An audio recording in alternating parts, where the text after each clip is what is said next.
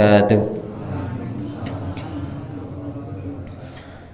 Alhamdulillahirabbil alamin, hamdan katsiran thayyiban mubarakan fih, mubarakan alaih, kama yuhibbu rabbuna wa yardah. Asyhadu an la ilaha illallah wahdahu la syarikalah wa asyhadu anna Muhammadan abduhu wa rasuluh. Sallallahu alaihi wasallam tasliman katsiran, amma ba'du. Puji syukur kita tak lupa untuk senantiasa panjatkan kepada Allah Rabbul Alamin atas segala nikmat yang Allah berikan kepada kita semua, nikmat yang sangat banyak, nikmat berupa kesehatan, kesempatan, dan dua nikmat ini adalah dua nikmat yang paling berharga bagi kita semua, kesempatan dan kesehatan. Dan dua nikmat ini pula banyak manusia tertipu karenanya. Jadi kita diwajibkan hanya bersyukur kepada Allah Subhanahu wa taala. Selanjutnya tak lupa kita baca selawat salam kita sampaikan kepada baginda Rasulullah Muhammad sallallahu alaihi wasallam, kepada seluruh sahabatnya, pada keluarga sahabat dan seluruh umatnya yang setia, yang senantiasa berjalan di jalan risalah-risalah yang Allah ridhai. Amin ya rabbal alamin. Jamaah salat maghrib yang berbahagia, pada kesempatan kali ini kita akan melanjutkan tentang yang pernah kita bahas, kita tayangkan pada waktu kemarin Selasa ya. Yang walaupun biasanya hari ini jadwalnya tahsin, tapi kalau tidak dimatangkan ya, kemarin baru toharoh pun baru sekitar wudu dan tayamum. Jadi kita lanjutkan pembahasan tentang sifat salat Nabi, dan nanti akan ditayangkan tata cara gerakan dan bacaan dari sifat salat Nabi Sallallahu Alaihi Wasallam. Silahkan diikuti untuk kita ikuti bersama-sama tentang gerakan salat ya, dan bacaan-bacaan salat Nabi Sallallahu Alaihi Wasallam.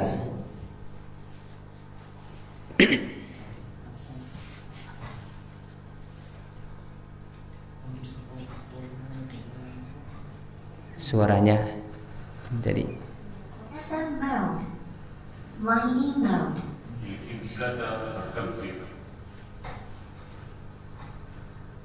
Nabi Sallallahu Alaihi Wasallam bersabda, "Idza qumta ila as-salati fa asbighil wudu'a, thumma istaqbilil qiblata fakabbir."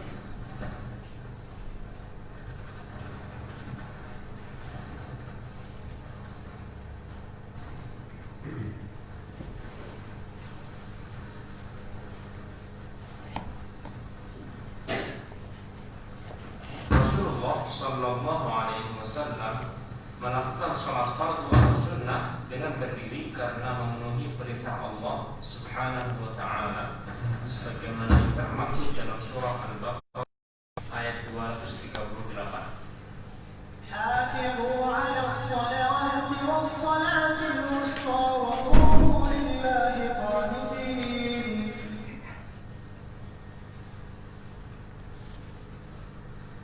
Namun demikian, diperbolehkan sholat dengan duduk jika sakit atau kesulitan berdiri.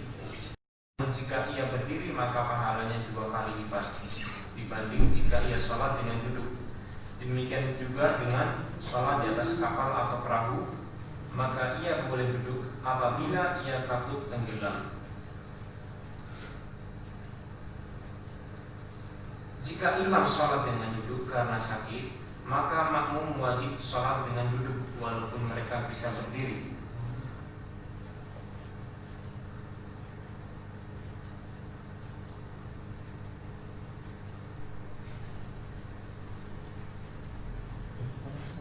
Nabi Sallallahu Alaihi Wasallam bersabda, "La tusalli illa ila sutra." Rawahu Ibnu Khuzaimah bi isnadin jayyid.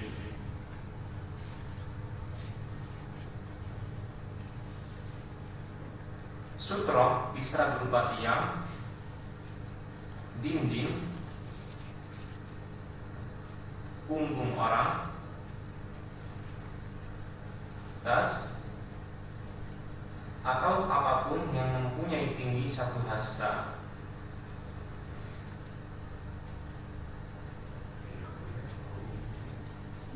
Nabi SAW telah bersabda, Innamal a'malu binniyat, rawahul Bukhari wa Muslim. dan niat tempatnya di dalam hati. Adapun pengucapan usolli, maka tidak ada ayat atau hadis yang menerangkan tentang hal ini, dan ini termasuk bid'ah yang sesat dalam agama.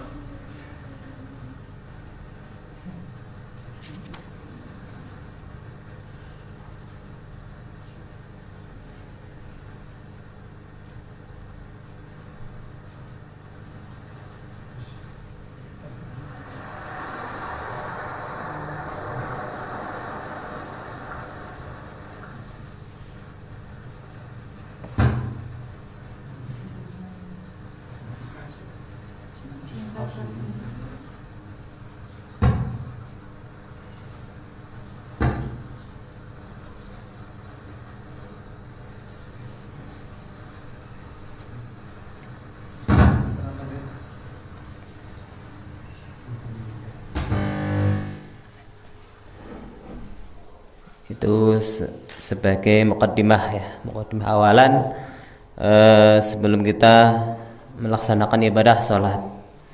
Jadi yang pertama tadi diterangkan banyak ya, terutama persiapan setelah kita wudhu, kemudian selesai, kemudian kita berdiri untuk melaksanakan sholat.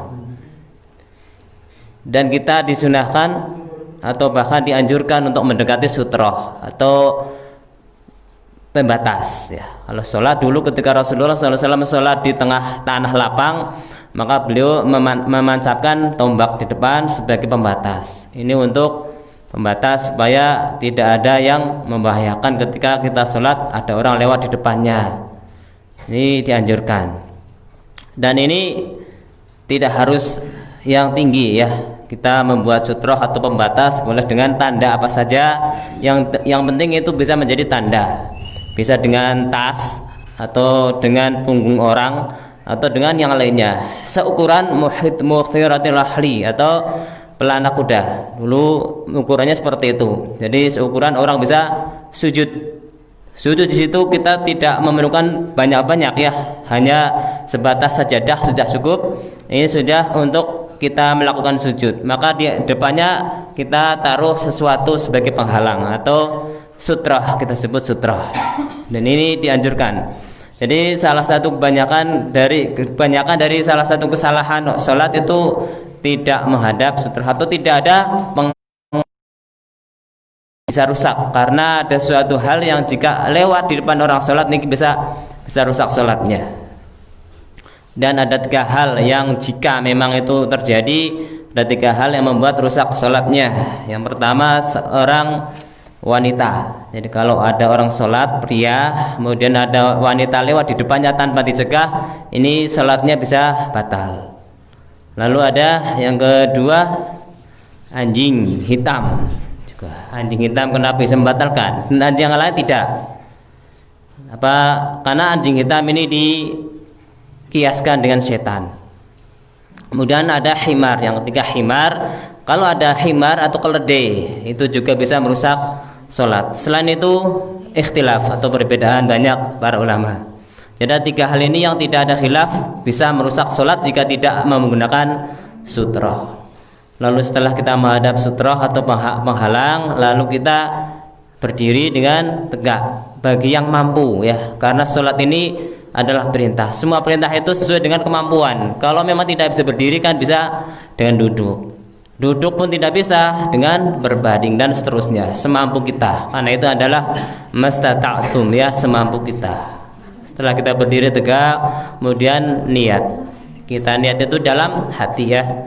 Mahalluha fil qalbu wa lafdhuha makruh. Jadi ketika kita niat salat itu dalam keadaan berdiri. Sebenarnya niat ini adalah sesuatu yang sudah ada sebelum kita berbuat sesuatu. Biasanya kalau kita wudhu pun sudah ada niat akan sholat, jadi niat itu panjang. Tapi ada sebagian fuqaha yang memang mengkhususkan niat ketika dalam beramal, sholat umpamanya. Mereka mengkhususkan niatnya terbatas waktu.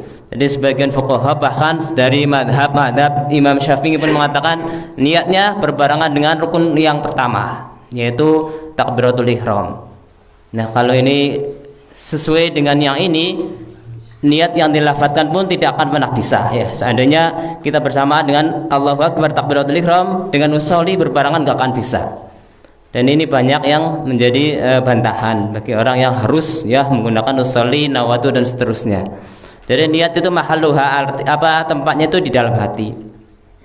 Niat itu di dalam hati. Walaupun kalau di luar sholat tidak membatalkan sholat ya, karena belum takbiratul ihram. Sholli fardhu Isya arba rakaatin itu tidak membatalkan sholat karena masih di luar sholat ya, belum takbir. Tapi sebaiknya kita merujuk kepada contoh teladan yang sempurna. Rasulullah SAW tidak melafadzkan ya, tidak melafadzkan. Lanjut ya, niat itu sudah membuka.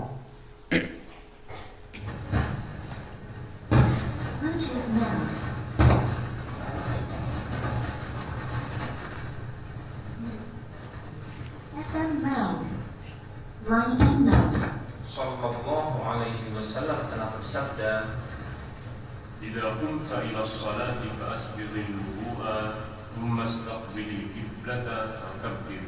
Rawahu al-Bukhari wa Muslim.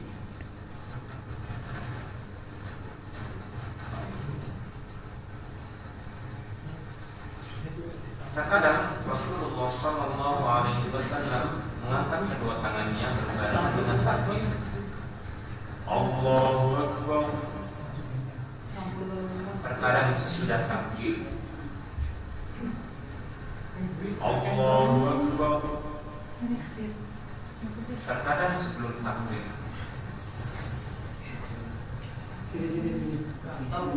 Allahu Akbar. Beliau Sallallahu Alaihi Wasallam mengangkat kedua tangannya dengan mengangkat jari-jarinya lurus ke atas, tidak merengangkan dan tidak pula menganggapnya.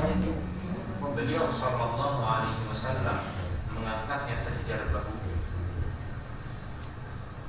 Namun kadang-kala beliau mengangkatnya sejajar daun telinga.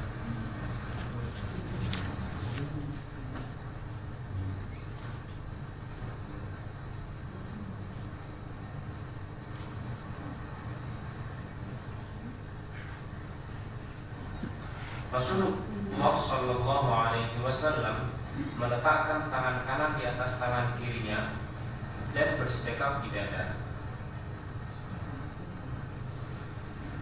Beliau bersedekap dengan meletakkan tangan kanan pada punggung telapak kirinya, pergelangan dan hastanya, atau dengan menggenggamkan jari tangan kanannya ke hasta kirinya.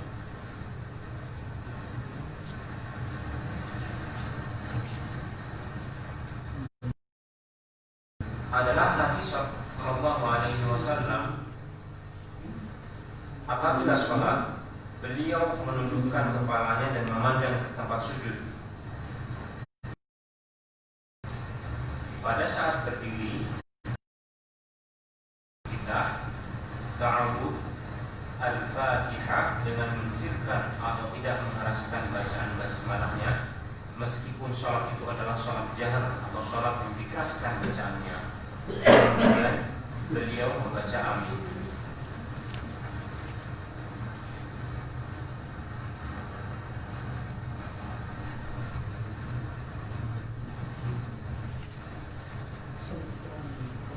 Allahu Akbar. Allahumma ba'id baini wa baina khataayaya kama. Pas dulu ya. Kita sholat ya diawali dengan takbir. Takbir ini dibarengi dengan mengangkat kedua tangan. Ini ada tiga keadaan tadi disebutkan. Kadang Rasulullah SAW mengangkat tangan setelah takbir. Takbir itu Allahu Akbar. Jadi bukan mengangkat tangan namanya takbir, tapi takbir itu Allahu Akbar.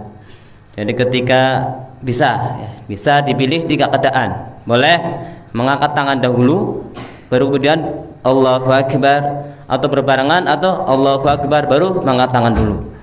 Ini semuanya sahih dari Nabi Muhammad SAW, dan 3 keadaan ini yang sering diamalkan oleh Nabi.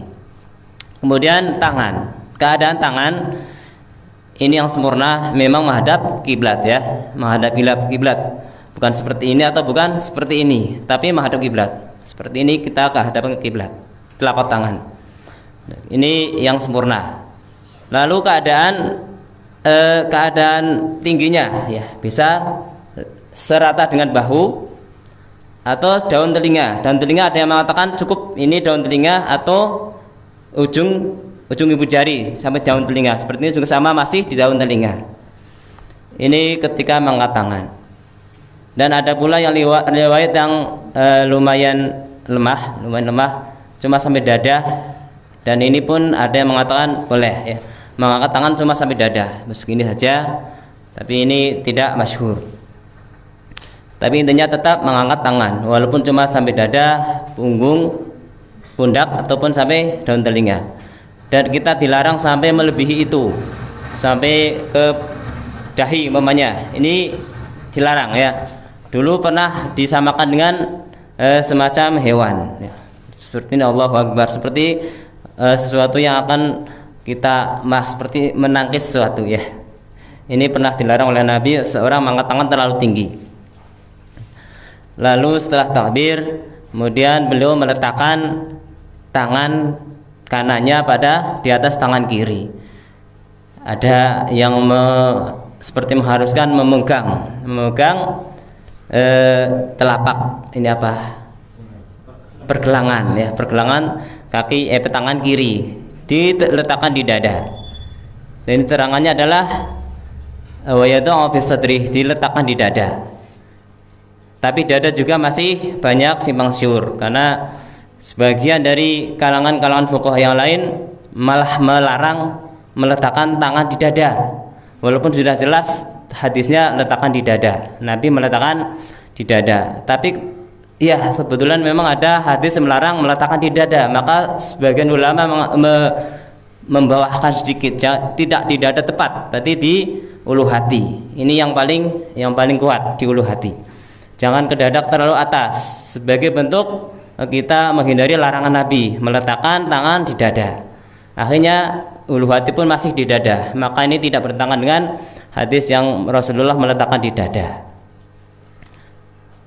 Bahkan ada yang mengatakan tidak jelas, karena Rasulullah ketika sholat maka tangannya masuk ke baju gamisnya, dan itu belum jelas ya di mana.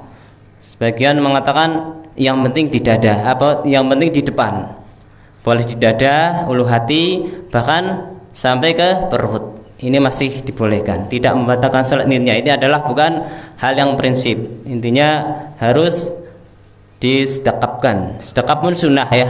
Mazhab Maliki bahkan sebagian mengatakan tidak perlu sedekap, irsal saja. Allahu Akbar atau irsal, itu pun tidak merusak sholat. Tapi intinya harus anteng, itu yang lebih utama. Kemudian setelah itu baca doa iftitah. Iftitah adalah sunnah, hukumnya sunnah. Dan Rasulullah SAW ketika ditanya di antara takbiratul ihram dan bacaan Al-Fatihah, beliau diam. Dan ditanya oleh sahabat apa yang dibaca, Rasulullah kemudian memberikan jawaban dengan doa ini, aqulu Allahumma ba'id baini wa baina, dan seterusnya sampai bil ma'i wasajil barat. Ini doa yang memang diamalkan oleh Rasulullah SAW.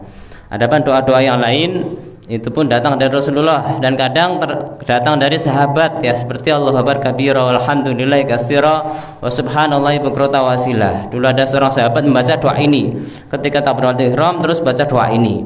Setelah itu, setelah selesai, Rasulullah kemudian bertanya, tadi siapa yang mengucapkan kalimat-kalimat tersebut?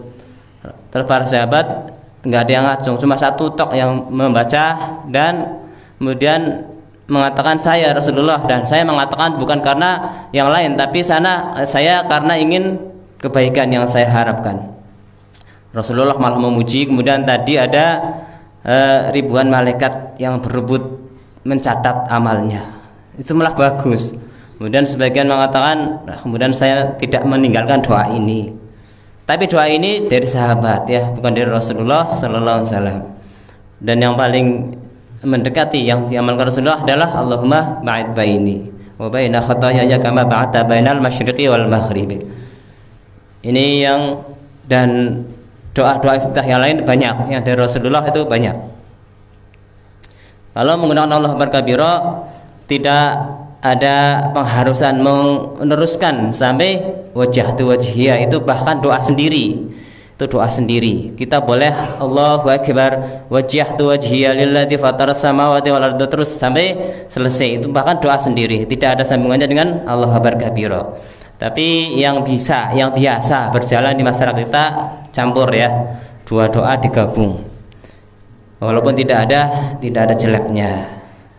Tapi insya Allah tidak membatalkan sholat karena itu sunnah saja. Kemudian sudah sampai mana tadi? Al-Fatihah ya. Kemudian baca ta'awud dan surat Al-Fatihah. Terkadang Rasulullah mengeraskan, terkadang mengeraskan, dan yang sering itu tidak dikeraskan bacaan basmalahnya. Inilah yang dipegang oleh Imam Malik rahimahullah, bahwa basmalah itu bahkan termasuk bukan surat Al-Fatihah. Jadi 7 ayat surat Al-Fatihah tidak termasuk basmalah kata Imam Malik. Jadi yang 7 ayat itu yang terakhir. Jadi ghairil maghdubi alaihim waladdallin ayat 7 menurut Imam Malik. Dan ini pun diakui kebenarannya karena berdasarkan hadis yang sahih juga. Tapi untuk kehati-hatian kata Imam Syafi'i, basmalah termasuk ayat dari surat Al-Fatihah. Dan ini yang dipegang oleh Imam Syafi'i. Ini pertengahan untuk Imam Ahmad adalah tetap baca basmalah, kadang-kadang dibaca dengan jahar dan kadang-kadang dibaca dengan sir. Ini yang lebih hati-hati kita, untuk hati-hati. Setelah itu baca Al-Fatihah, dan Fatihah ini termasuk bagian dari rukun sholat. Ya, kita lanjut.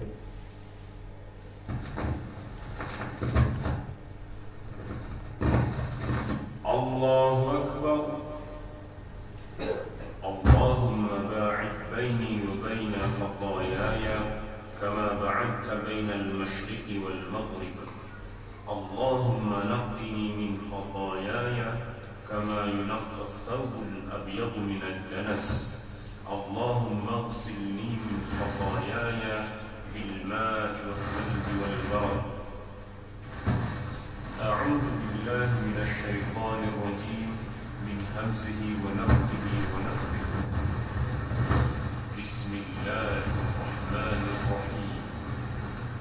Alhamdulillahi rabbil alamin.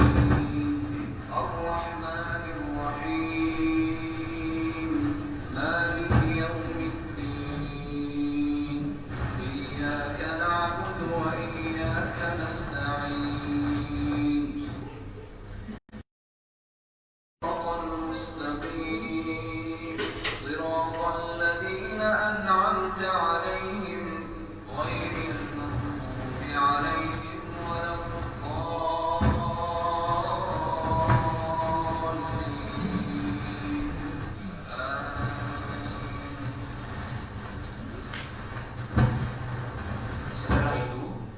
Beliau membaca ayat Al-Quran dengan membaguskan suaranya.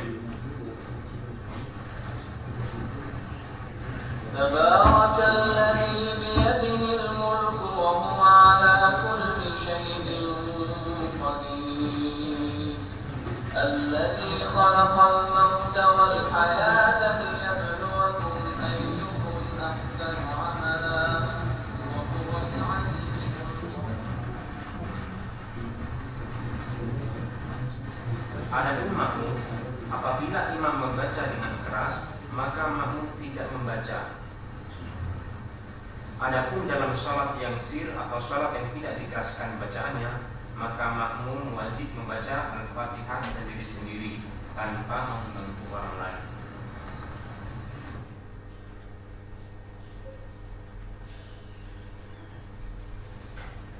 apabila seseorang mendapatkan gangguan syaitan dalam salat, maka disunahkan baginya untuk membaca ta'awudz. A'udzu billahi minasy syaithanir rajim. Kemudian meludah sebanyak 3 kali ke sebelah kirinya.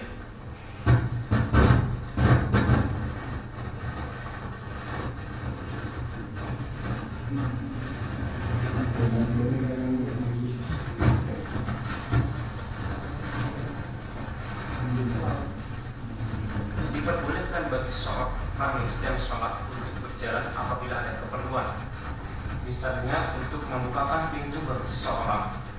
Hal ini sebagaimana yang pernah dilakukan oleh Rasulullah Sallallahu Alaihi Wasallam, di mana beliau pernah membukakan pintu untuk Aisyah, padahal beliau waktu itu sedang sholat.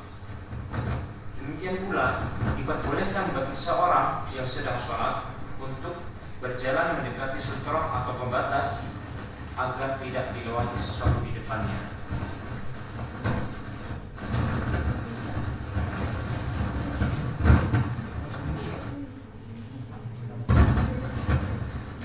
Nabi Shallallahu Alaihi Wasallam pernah bersabda yang artinya, apabila salah seorang di antara kalian sholat menghadap sutra, kemudian ada orang yang hendak melanggarnya, maka hendaklah dia cegah semampunya sebanyak 2 kali.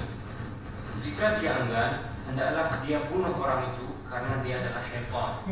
Ini menunjukkan bahwa lewat depan orang yang sedang sholat merupakan dosa besar yang diterangkan bahwasanya lebih baik baginya untuk menunggu selama 40 daripada melalui orang yang sedang sholat tersebut.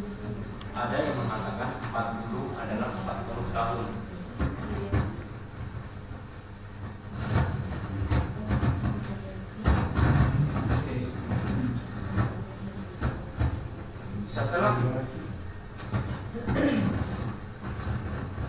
Ya, itu setelah kita baca surat Fatihah, kemudian surat yang lain, ini bagi imam wajib ya. Bagi orang yang salat munfarid juga wajib. Adapun makmum ini tidak wajib. Intinya boleh diam saja. Bahkan seandainya tidak bisa Al-Fatihah, kita ikut gerakan imam itu sudah memadai, karena seluruh bacaan imam mewakili makmum.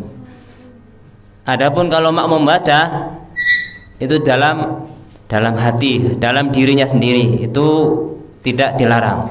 Bahkan dulu ketika ada seorang sahabat membaca di belakangnya dan kebetulan dikeraskan bacaannya sampai terdengar orang di sekitarnya, di sekelilingnya, kemudian Rasulullah mengatakan, saya sudah menyangka bahwa ada orang yang menyaingiku.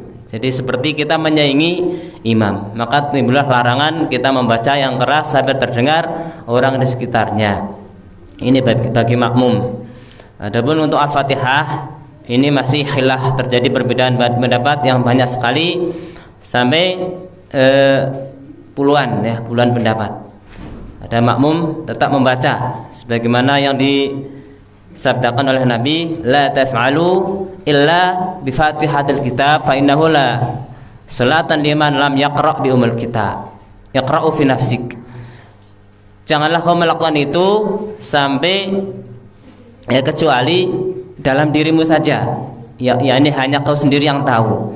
Boleh dengan sesuatu yang kita hanya dengar sendiri, atau bahkan cukup dalam hati saja. Illa bi Fatihatil kitab, kecuali untuk Al-Fatihah ya, Fatihahul kitab, karena memang sholat tidak cukup kalau tidak membaca surat Al-Fatihah. Ini Al-Fatihah. Adapun surat yang lain ini menjadi larangan, tidak perlu membaca untuk makmum. Kita cukup menyimak bacaan imam, karena bacaan imam sudah merangkum bacaan seluruh makmum ya untuk bacaan. Adapun Fatihah memang banyak perselisihan di antara para fuqaha. Bisa kita ambil yang mana yang lebih kuat. Intinya boleh kita hanya mendengarkan bacaan imam saja, itu sah. Adapun kalau kita membaca Al-Fatihah dalam diri kita, itu pun sah ya, tidak membatalkan sholat. Intinya tetap membaca. Tapi yang paling rajih, yang terkuat, ternyata dia makmum tetap membaca surat Al-Fatihah walaupun dalam keadaan yang sangat mendesak, walaupun cuma basmalah Alhamdulillahirabbil alamin itu sudah Al-Fatihah. Dia semampunya itu. Dalam keadaan umpamanya imam lenggang ya, ketika sudah waladhdallin amin, imam belum baca surat yang lain, kita baca bismillahirrahmanirrahim alhamdulillahirabbil alamin. Imam membaca terus kita terputus karena kita akan menyimak bacaan imam. Itu sudah dianggap sebagai surat Al-Fatihah. Dan itu mampunya seperti itu. Sebagaimana kalau kita masbuk, kita baru takbir, imam sudah ruku. Nah, kita baru baca Al-Fatihah ayat 1 ya alhamdulillahirabbil alamin terus ruku, maka itu sudah mencukupi karena memang mampunya seperti itu.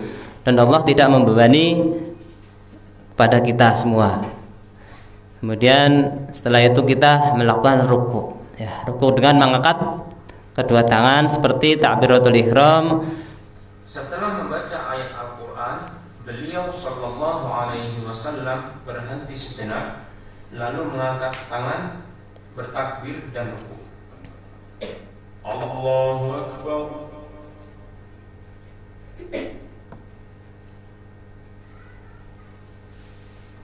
Posisi telapak tangan pada saat ruku adalah pada kedua lututnya. Beliau merenggangkan jari jemarinya, meluruskan punggungnya, sehingga apabila air diletakkan di atas punggung beliau, air tersebut tidak akan bergerak. Beliau sallallahu alaihi wasallam juga tidak mendongakkan dan tidak menundukkan kepalanya, akan tetapi tengah-tengah di antara keduanya. Dan orang yang tidak menyempurnakan rukuknya disebut oleh Rasulullah sallallahu alaihi wasallam sebagai pencuri yang paling jahat. Bahkan Rasulullah sallallahu alaihi wasallam pernah bersabda, Innahu la salata liman la yuqimu sulbahu fi ar-ruku'i was-sujud. Rawahu Ahmad. dianjurkan melakukan. Itu adalah sifat rukuk Nabi. Jadi rukuknya Nabi itu punggungnya lurus ya, tidak mendongak ke atas ataupun tidak terlalu ke bawah. Ini yang sempurna, rata ya, seakan-akan seandainya kita meletakkan sesuatu wadah yang ada airnya tidak tumpah. Jadi seakan-akan seperti itu. Kalau kita umpamanya bawa gelas, ada orang rukuk, kita letakkan di sini, gelasnya menetap ya, tidak tumpah, airnya tidak tumpah. Ini baru rukuk yang sempurna. Dan kebanyakan ini ya tidak diperhatikan untuk orang yang memang tidak belajar. Nah, rukuk yang tadi seperti ya disebutkan mendongak ke atas, ini adalah orang yang rukuknya seperti pencuri yang jahat pencuri ya. Mencuri tapi paling jelek, itu tidak tidak meratakan punggungnya ketika rukuk, dan ketika sujud sama ya, ketika sujud tidak disempurnakan, rukuk dan sujudnya tidak sempurna. Ini dalam hal gerakan, bukan dalam hal bacaan. Jadi gerakannya tidak sempurna. Setelah itu tidak tumakninah juga ya. Seandainya tumakninah kemudian gerakannya masih mendongak dan dia padahal mampu untuk lurus, dan ini masih disebut sebagai pencuri sholat. Kemudian kita baca doa zikir di rukuk. Jangan mendengar. Dan dilarang membaca Al-Quran di waktu rukuk. Doa yang dibaca adalah Subhana rabbiyal azim, subhana rabbiyal azim, subhana rabbiyal azim.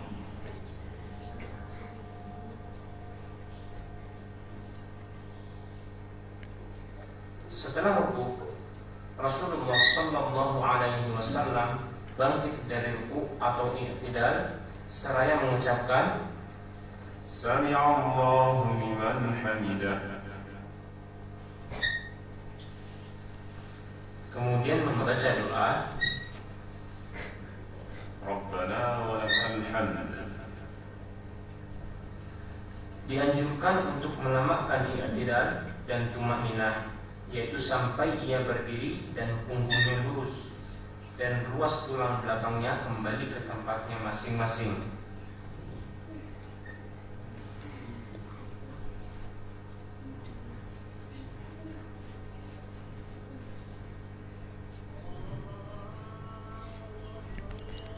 sudah adzan. Sifat i'tidal ya, sifat i'tidal setelah rukuk kita baca doa rukuk. Adapun dalam bacaan doa rukuk itu juga banyak sekali macam-macamnya. Kita baca yang paling mudah saja karena untuk meringankan, tidak boleh diberatkan. Kecuali kalau kita sudah hafal berbagai macam-macam doa yang datang dari Rasulullah, kita bisa milih salah satu dan kita bisa amalkan semuanya kalau memang waktunya omber. Dan cara menjaga sunnah memang kita membaca bermacam-macam doa ya. Kadang sekarang membaca Subhana rabbiyal azim, Subhana rabbiyal azim. Dan suatu saat kita akan membaca dengan Subhanakallahumma rabbana wa hamdik Allahumma ighfirli. Kadang yang lain kita membaca dengan doa Subuhun Qudus Rabbul Malaikatu wa Ruh dan seterusnya. Banyak sekali macam doa yang diamalkan, yang diajarkan Rasulullah kepada umatnya. Ini boleh milih. Dan ini cara menjaga sunnah, justru dengan cara kita beramal bermacam-macam, berbeda-beda. Yang penting tetap sesuai dengan yang diperintahkan. Kemudian kita i'tidal, berdiri di dalam keadaan ini harus lurus juga ya, sampai seluruh tulang-tulang kita kembali ke posisinya. Tadi dalam keadaan ruku, ini kan dalam keadaan menegang ya, menegang. Kemudian kita kembalikan posisi tulang-tulang kita pada posisi semula. Jadi berdiri dengan tegak. Nah, adapun ada yang ketika i'tidal kembali ke posisi berdiri sebelum ruku, yaitu tangan diletakkan di dada lagi. Ini juga banyak perbedaan ya. Ada yang hanya sekedar tidak punya irsal saja. Karena berdiri pun dalam keadaan irsal tidak apa-apa ya. Imam Malik mengatakan tidak irsal itu tidak membatalkan sholat. Jadi berarti irsal tidak bersedekap itu tidak apa-apa. Bahkan ketika baca Al-Fatihah kita tidak sedekap pun tidak apa-apa. Tapi tidak umum ya. Apalagi i'tidal ya. I'tidal boleh irsal, boleh diletakkan di depan. Kemudian membaca doa zikir ya. Zikir ketika i'tidal itu juga banyak macamnya. Yang paling sedikit adalah Rabbana walakal hamd. Rabbana lakal hamdu. Setelah sami Allahu liman hamidah Rabbana walakal hamdu. Adapun imam ini wajib sami Allahu liman hamidah. Adapun makmum sunnah saja membaca sami Allahu liman hamidah sebagai bentuk shallu kama ra'aitumuni usolli, salat atas sebagaimana kalian melihat aku salat. Tapi sebagaimana dalam hadis lain Rasulullah bahkan mengatakan idza qala al-imam sami Allahu liman hamidah faqulu Rabbana walakal hamdu.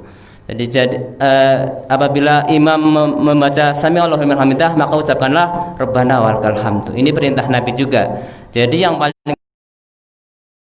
sami Allahu liman hamidah. Tapi walaupun begitu kita baca sami Allahu liman hamidah juga tidak apa-apa. Karena sebagaimana shallu kama ra'aitumuni usolli. Ini secara umum tidak mengapa. Kemudian baca doa ya, setelah Rabbana walakal hamdu doanya pun bermacam-macam. Ada yang sampai banyak ya. Rabbana walakal hamdu milu samawati wal ardi wa milu ma syi'ta min syai'in ba'du ahlas sana'i wal majdi ahaqu maqalal abdu wa kullana lakal abdu Allahumma la mani'a lima ataita wa la mu'tiya lima manata wa la yanfa'u dzal jaddi minal jaddi. Kalau kita baca, kita seperti membaca kunut setiap saat itu ya. Panjang sih, panjang. Tapi intinya cukup Rabbana walakal hamd sudah mencukupi. Kita cukupkan atau lanjut? Sujud nggih. Kemudian Rasulullah Shallallahu Alaihi Wasallam bertakbir untuk sujud. Allahu Akbar. Dan terkadang beliau mengangkat kedua tangannya ketika hendak sujud. Allahu Akbar.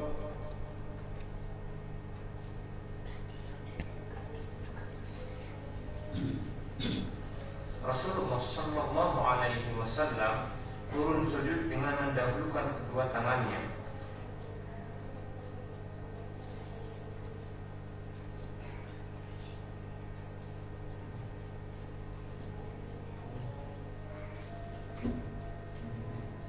Kemudian beliau sujud di atas 7 anggota sujud, yaitu kening dan hidung, kedua telapak tangan, kedua lutut, dan jari-jari kaki. Kemudian beliau meletakkan kedua telapak tangannya sejajar dengan bahunya, dan terkadang beliau sallallahu alaihi wasallam juga meletakkan sejajar dengan daun telinganya. Beliau merapatkan jari-jarinya dan menghadapkannya ke arah kiblat.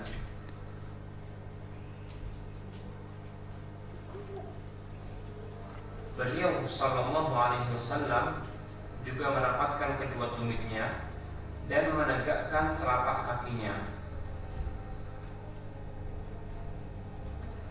Beliau sallallahu alaihi wasallam mengangkat kedua lengannya dan menjauhkannya dari lambungnya sampai warna putih ketiak beliau terlihat dari belakang.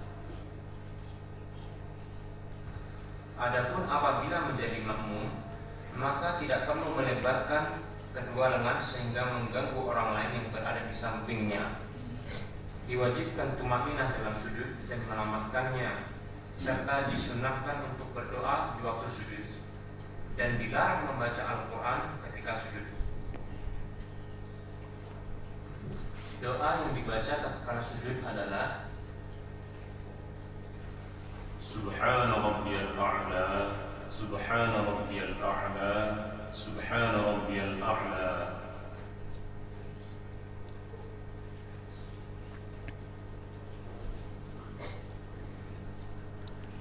Oke, kita sampai sujud ya.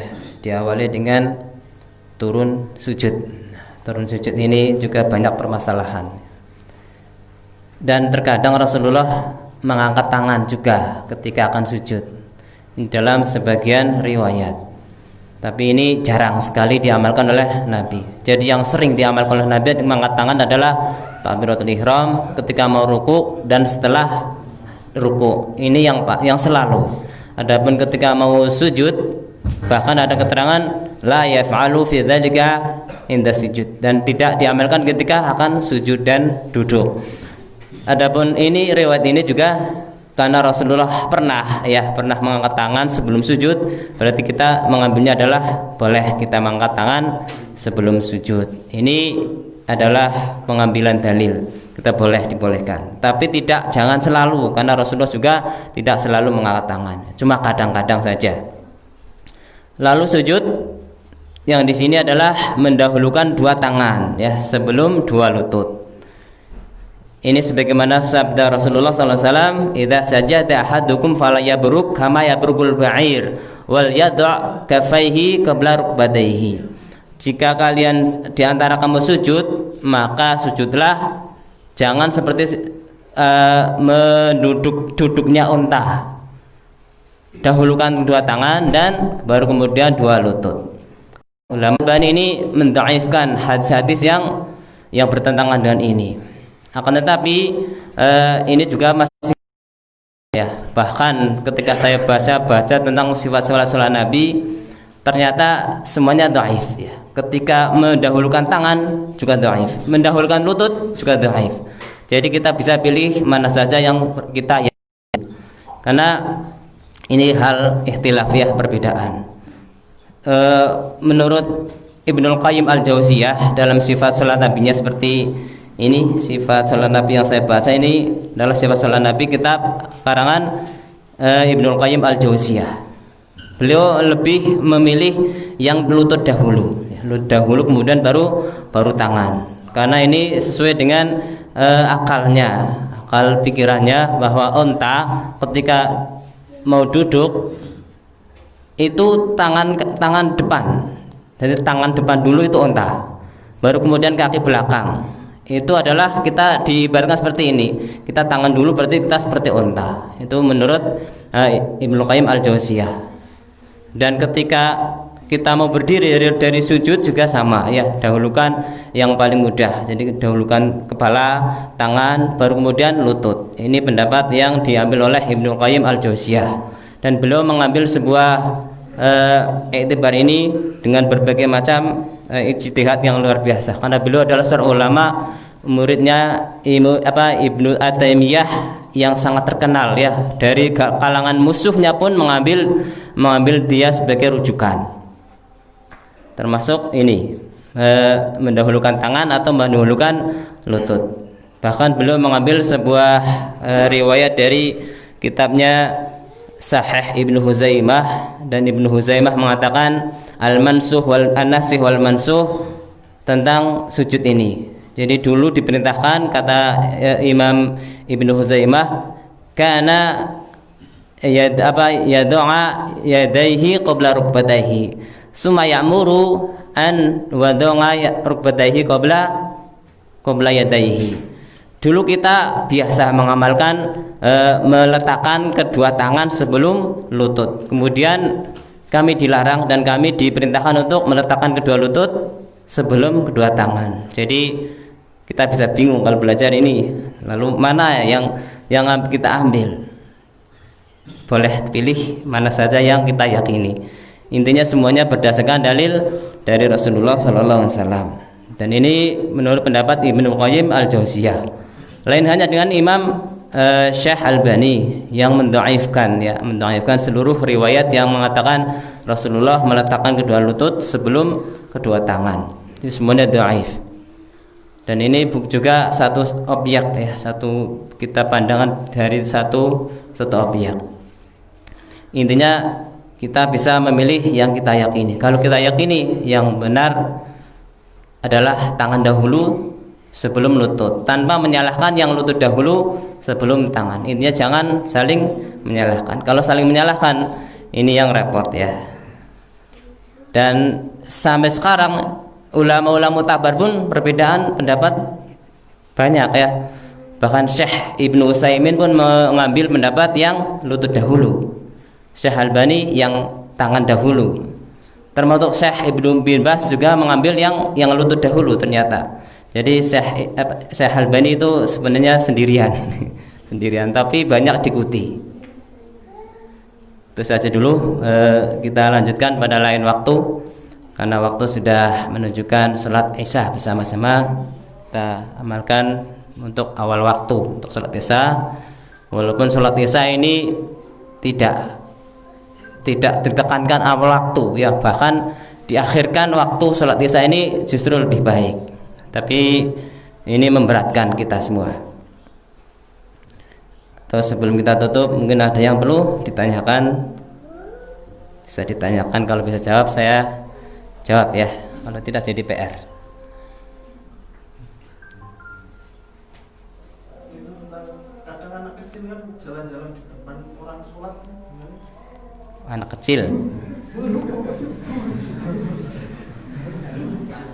Oke, tadi diterangkan ketika seorang melewati di depan orang sholat itu dosanya besar ya. Bahkan dia lebih baik berhenti selama 40 apa ya, 40 hari, 40 bulan atau 40 tahun sekalipun. Itu lebih baik kita berhenti berdiri selama 40 tahun daripada kita harus melewati orang yang sedang sholat di depannya, karena sangat besar dosanya. Tapi ini untuk yang sudah mukallaf. Kalau masih kecil, anak kecil ini kan bebas ya. Anak kecil itu belum mendapatkan beban dosa. Tidak ada dosa anak kecil lewat di depan orang sholat. Dan ini juga termasuk salah satu khilaf ya. Nah, di luar yang 3 tadi, yang bisa membatalkan sholat itu wanita, khimar atau keledai, dan anjing hitam. Ketika ditanyakan kenapa anjing hitam ya, kenapa bukan anjing merah dan sebagainya, apa bedanya? Ternyata anjing hitam itu ditamsikan itu adalah setan. Al-kalbul aswad huwa syaitan. Anjing hitam itu setan. Sedangkan yang lain tidak disebutkan membatalkan atau tidak. Dan ini adalah di depan kalau jamaah ya. Di jamaah itu makmum ini tidak ada sutrah ya.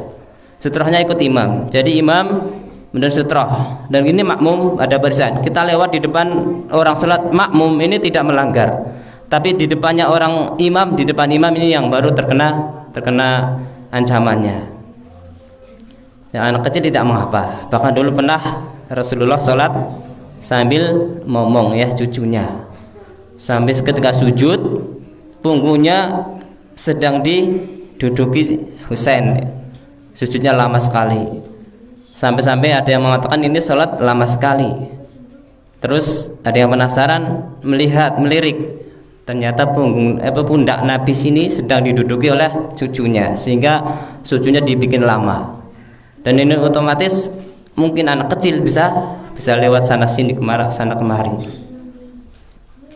Dan Rasulullah juga pernah ya menggendong cucunya ketika sholat. Itu pun tidak mengapa kalau kita memang tidak ada yang ngomong anak ya, kita bisa ngomong sambil sholat. Itu ya mungkin ya tidak apa-apa untuk anak kecil ya yang lewat di depan orang sholat.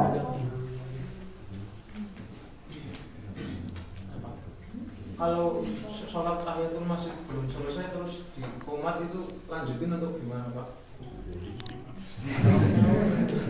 Ya. Sholat tahiyatul masjid yang diciptakan oleh Nabi adalah idza uqimatis shalah fala sholata ilal maktubah. Jadi ketika sholat iqamah sudah dikumandangkan, di situ sudah tidak ada lagi sholat selain sholat fardu. Jadi ketika sudah diiqamahkan, maka sholat-sholat yang lain itu tidak disyariatkan, terkecuali ya imam mau menunggu, silakan kamu selesaikan umumnya. Saya dengar, saya selesaikan dulu. Jadi kalau mampu ya mas sholat untuk yang sebelum subuh itu yang utamakan. Sholat sebelum subuh 2 rakaat sebelum subuh itu sebaik apa pahalanya lebih baik daripada dunia dan isinya, karena sangat besar pahalanya, maka menjadi uzur ini. Kalau kita ragu, sholat sebelum subuh di rumah ini tidak apa-apa. Sudah qomat kita mas sholat di rumahnya dekat ya, tetangga masjid. Ini sudah qomat, kita pilih sholat qobliyah di rumah. Tapi dengan i'tizam ya, dengan keyakinan bahwa nanti masih mendapatkan rakaat. Kalau sudah itu berarti boleh ya. Boleh kita sholat qobliyah subuh di rumah kalau memang kita punya keyakinan bisa masih mendapatkan rakaat imam yang tidak ketinggalan. Tapi kalau sengaja meninggalkan rakaat yang mengejar sunnah, ini yang tidak dibolehkan. Seperti itulah ya. Kalau tahiyat masjid batalkan. Misalnya kita makmum masbuk mendapati imam sudah rukuk, kita itu takbiratul ihram dulu apa langsung takbirnya untuk rukuk itu? Ya, takbiratul ihram itu pembuka. Harus ya kita awali dengan takbiratul ihram, sudah pasti ya. Takbir kemudian langsung mengikuti gerakan imam. Dan imam dalam keadaan rukuk, Allahu Akbar langsung rukuk. Bukan langsung rukuk tapi tanpa takbir. Jadi tetap takbiratul ihram itu pembuka sholat.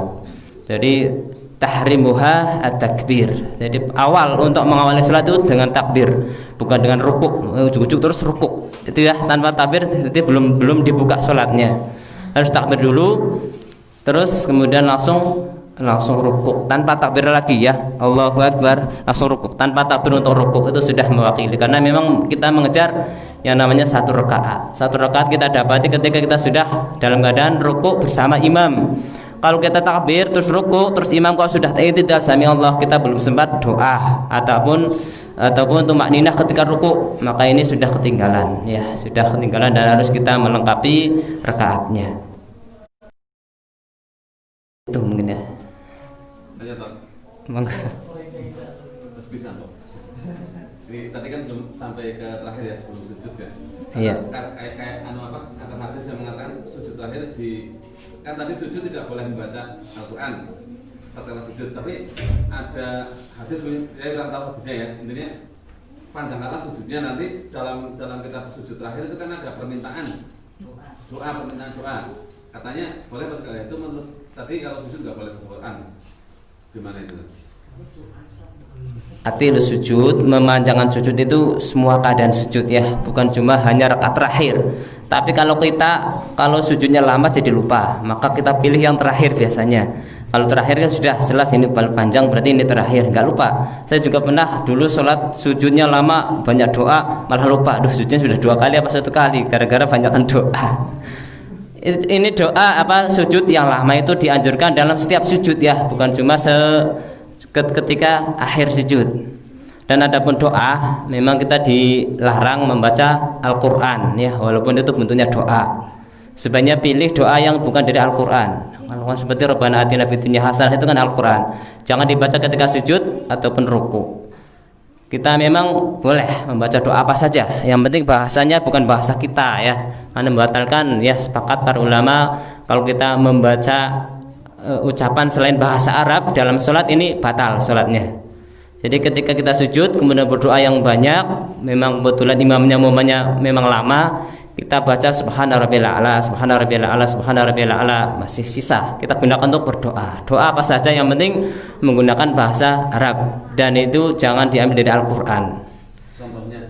Contohnya kan banyak ya, al-marzuqni ilman nafi'an, kan dari hadis, itu bukan dari Al-Qur'an. Kalau rabbi zidni ilman itu dari Al-Qur'an.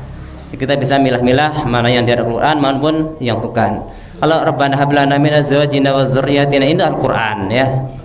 Tapi kalau Allahumma ini asaluka rizqan thayyiban dan sebagainya, itu kan berarti hadis, dan mungkin ada yang dari ulama yang merangkai sebuah doa, dan intinya menggunakan bahasa Arab itu ya.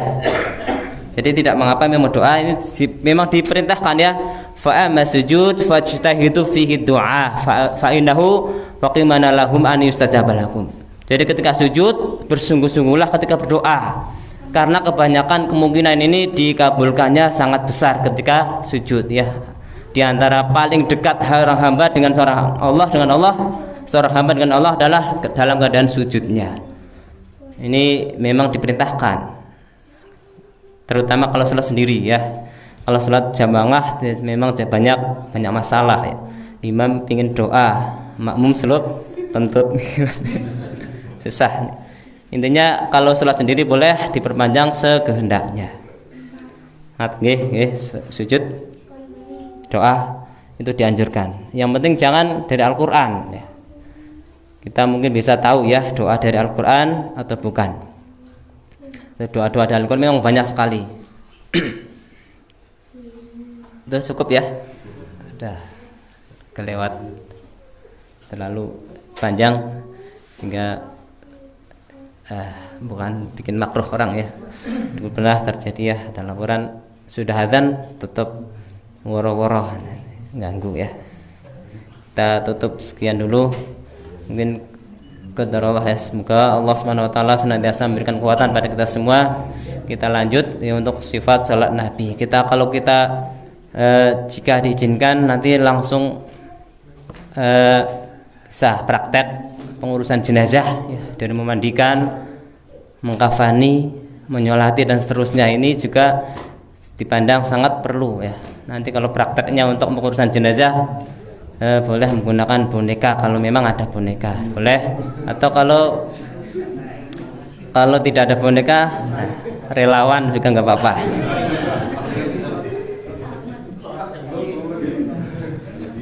Itu saja mungkin sebagai pengumuman sedikit ya. Tapi kalau bisa ya waktunya malam Rabu ya, untuk sifat sholat Nabi fikih itu malam Rabu kalau bisa. Malam Rabu, kalau malam Sabtu ini kalau bisa masih tetap tahsin ya. Masih ada yang memang semangat tahsinnya. Itu kalau kalian menghendaki. Kalau enggak ya enggak apa-apa, kita lanjutkan fikih terus sampai tuntas. Biasanya lagi semangat fikih ya, lagi semangat akidah. Apa terus ya, terserah antum semua. Jika antum kehendaki bisa kita manut saja ya. Saya tutup. Subhanakallahumma bihamdika asyhadu an la ilaha illa anta astaghfiruka wa atubu ilaik. Assalamualaikum warahmatullahi wabarakatuh.